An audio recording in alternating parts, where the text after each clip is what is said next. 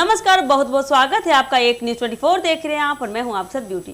देखिए, बिहार की राजनीति में इन दिनों रणनीतिकार प्रशांत किशोर एक बार फिर से सुर्खियों में है। इस बार वजह है उनका एक विवादित बयान, जिसमें उन्होंने बिहार के उप मुख्यमंत्री सम्राट चौधरी और बीजेपी विधायक दिलीप जायसवाल को लेकर कुछ टिप्पणी की है। इस बयान को बता दें, भारतीय जनता पार्टी ने गंभीरता से लिया है और अब उनके खिलाफ एफआईआर दर्ज कराई गई है। प्रशांत किशोर ने एक जनसभा को संबोधित करते हुए बीजेपी के नेताओं पर निशाना साधा और कहा कि आज जिन लोगों को मंत्री बना दिया गया है वो पहले कौन थे। दिलीप जायसवाल पहले एक माफिया के आदमी थे और सम्राट चौधरी तो खुद एक जातिवादी राजनीति के प्रतीक है। उन्होंने यह भी कहा कि बिहार में सत्ता का खेल अब जन सेवा नहीं बल्कि बता दे जाति और अपराध से संचालित हो रहा है। पीके का दावा था कि बिहार में सत्तारूढ़ गठबंधन ने ऐसे लोगों को जिम्मेदार पदों पर बैठा रखा है जो कभी कानून के दायरे में हुआ करते थे। प्रशांत किशोर के इस बयान से नाराज बीजेपी ने इसे अपमानजनक और असत्य बताया।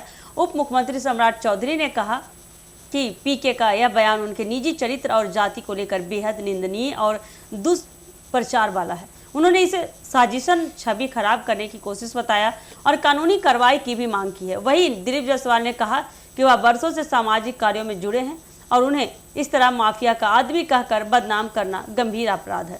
उन्होंने भी प्रशांत किशोर के खिलाफ मानहानि का मुकदमा दायर करने की बात कही है। बता दें, बीजेपी की तरफ से दर्ज कराई गई एफआईआर में प्रशांत किशोर पर आरोप लगाया गया है कि उन्होंने जातिगत विद्वेष फैलाने, लोक सेवकों की छवि धूमिल करने और राजनीतिक अस्थिरता फैलाने की कोशिश कर रही है।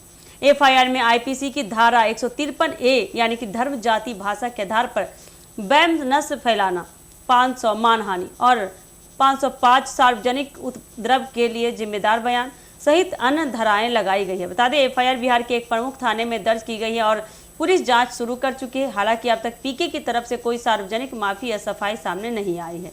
बता दें कि अब तक प्रशांत किशोर ने इस पूरे विवाद पर कोई स्पष्ट बयान नहीं दिया है, लेकिन उनके करीबी सूत्रों का कहना है कि वे अपने बयान पर कायम है और इसे अभिव्यक्ति की स्वतंत्रता का हिस्सा मानते हैं। उनका मानना है कि बिहार में भ्रष्टाचार और जातिवाद के खिलाफ बोलने पर उन्हें निशाना बनाया जा रहा है। राजनीतिक जानकारों का ही मानना है कि आगामी विधानसभा चुनाव की तैयारियों के बीच यह विवाद राजनीतिक ध्रुवीकरण को और तेज कर सकता है। पीके पहले से ही जन स्वराज यात्रा के जरिए बिहार में नए राजनीतिक विकल्प देने की कोशिश कर रहे हैं।